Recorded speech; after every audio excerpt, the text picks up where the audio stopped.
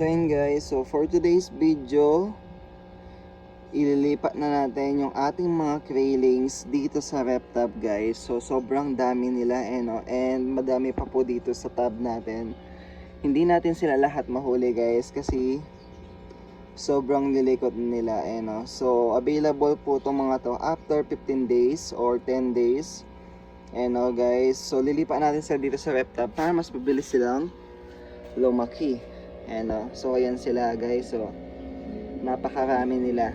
Crayfish po lahat yung mga yan. So acclimate muna natin sila at least 5 minutes guys. Tapos sa pag-acclimate sa kanila, kailangan natin ng turkey buster kasi guys, papatakan natin yan every 5 minutes para hindi sila ma-water shock. So ganyan, every 5 minutes, same process. Yan, ganyan lang yung gagawin natin para hindi sila ma-water shock guys. Ganyan. Yan, patak-patakan nyo lang sila.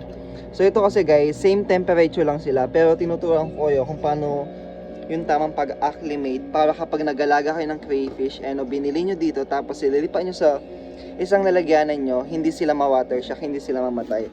So ito yung mga breeder natin guys. Papakita ko yung mga breeder natin. Ito yung mga breeder natin guys.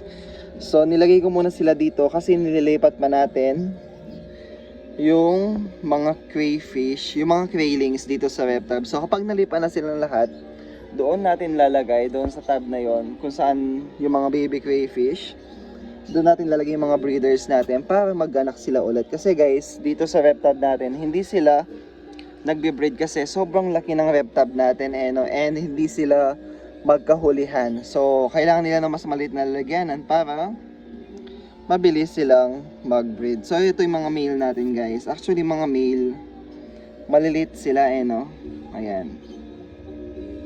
Maliliit yung mga male. Unlike sa mga ARC na malalaki yung mga male. Tapos guys, mas malaki kasi sa mga Clarkie is yung female guys. So ito yung female natin Imagine guys, isang female, feeling ko nasa 400 plus yung mga baby crayfish kasi guys, sobrang dami nila. Punong-puno yung tab natin. So ayan guys, after 15 days po or after 10 days, mag-upload na lang ako kung may available na po tayo guys. So that's all for today guys. Bye bye.